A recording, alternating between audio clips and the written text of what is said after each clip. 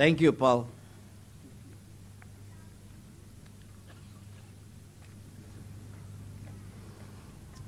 Good evening, ladies and gentlemen, residents of Pasir Ris Punggol. I hope you well.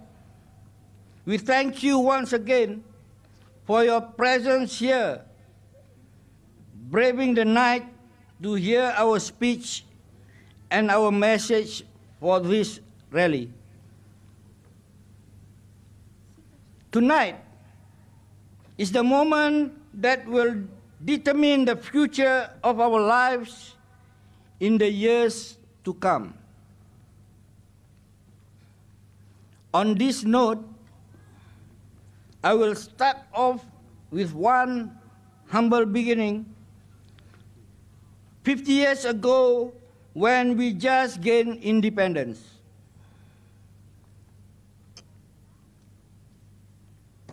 in our earlier years of nation building, our pioneers worked hard to help and contribute to the success of this country.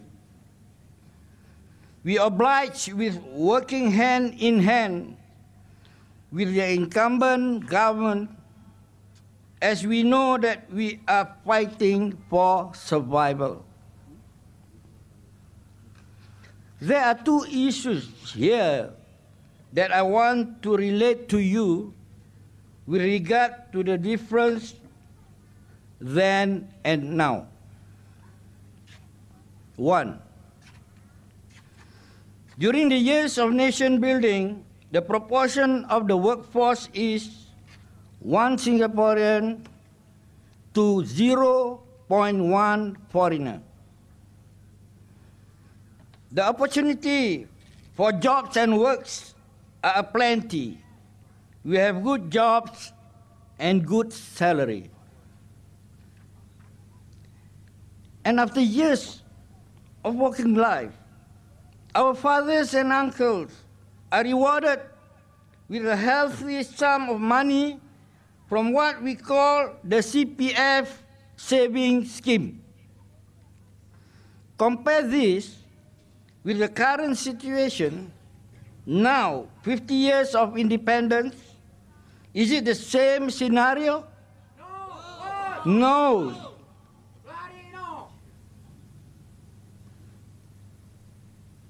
Now, let's look at the 6.9 million white paper. Total workforce, as per 2014 report from MOM, is 3.5 million. Singaporeans' workforce, or what MOM call resident workforce, is about 2.2 million. Now, let's calculate the ratio. And this is a real threat to us, and you have to believe this. For every 2.2 Singaporean, there will be 1.3 foreigners. And foreigners will get a job. This will relate to in every job and for every Singaporean. As far as job opportunity is concerned, this trend will get worse with the projected 6.9 million white paper. Ladies and gentlemen, it disheartens us that this land of ours is not the one it used to be when our fathers and uncles toiled years and years to build this nation. Ask yourself this question: why are we in this state of desperateness when we are in our own land? Why? Because total dominance. The land that we build and contribute to its success. This, ladies and gentlemen, let me summarize how it will impact us further and affect our daily lives. And they are one, employment, which I've already talked about. This is so because work opportunity will be reduced and chances of getting a job become slimmer. 2. Infrastructure. There will be overcrowding everywhere and maybe shortage of amenities. Number 3, education. Schools and universities will have to accommodate more foreigners who brought their children here. Number 4, housing. The cost of housing will be more expensive as a lot of foreigners will be looking for houses and they will also bring their relatives here. This is the reality we are facing now. And this is the challenge we are going to face in the coming future. As I have mentioned before, the other issue is concerning our CPF savings scheme, which our fathers and uncles have collected fully. This is so under the ministers or the old guard of the incumbent party who have the compassion for the people. We regret to say that it cannot be said for the present ones. What there to say? You tell me. What there to say? Imagine that we work so hard in our life, only be denied the money that we have saved all these years. The minister during the early years have set up the system in order for us to retire gracefully. What is it now? It is only right for the current incumbent party to return our money as it is a savings scheme after all. You have seen our posters in this this vicinity. You can see look around you now. Beside the minister's future picture, the 6.9 million population, and return our CPF at 55. Can get or not? Can try.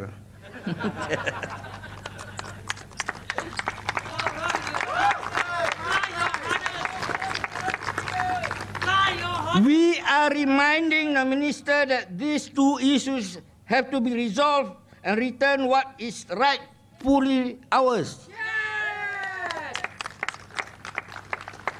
We seek your mandate to be the voice in Parliament. I have said it before. The bullet is in your hand, and let us be the gun to trigger it.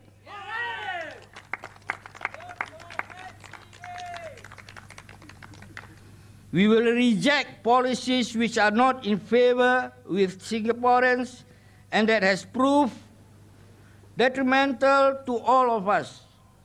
We are not the yes men. I'll make sure that we are not the yes men.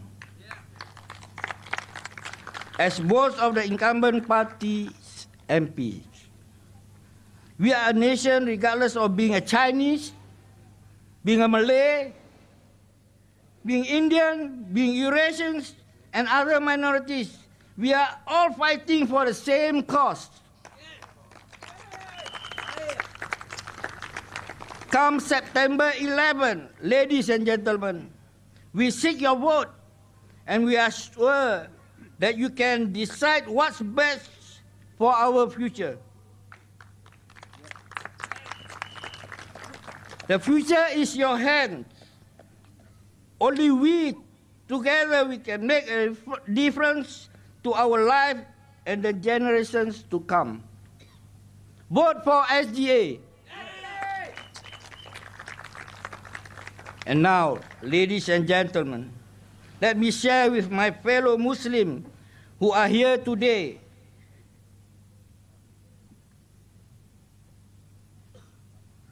and for those who are unable to make it this rally, I will give my speech in Malay. Tuan-tuan dan puan-puan Pasir-Ris Punggol dan juga rakyat Singapura. Salam sejahtera kepada penduduk-penduduk Pasir-Ris Punggol, GRC. Sewaktu ucapan saya di rapat umum pertama dan kedua, usulan-usulan yang ada saya utarakan tidak ada kaitan langsung dengan merangsang dari sentimen-sentimen keagamaan. Sebaliknya, usulan-usulan ini adalah untuk membina kemajuan yang akan dibahaskan dengan teliti dan prihatin. Ini akan membawa kita ke arah generasi dinamis.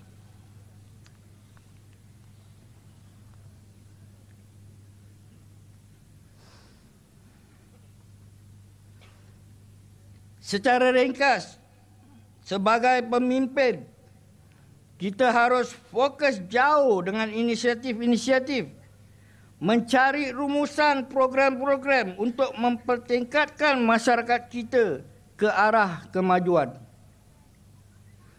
Dengan itu, kita akan mencapaikan kemajuan di taraf sama dengan taraf dan kemajuan bangsa lain di Singapura. Banyak usulan-usulan saya telah utarakan. Bukan hanya usulan, kita ada jawapan dia dan ada cara dia. Bukan cakap ngomong kosong. Tidak. Kita buat research, kita buat cara, kita buat calculation. All boils down to calculation.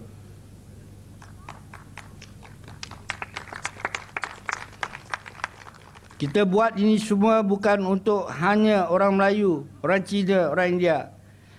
Kita balik pada kita punya pledge. One united people, regardless of race, language or religion. What is the meaning of this? You all think about it. Dengan mandat sokongan anda, apa yang akan kita usulkan dapat dilaksanakan untuk kepentingan rakyat Singapura keseluruhannya. Undilah SDA. Undilah SDA.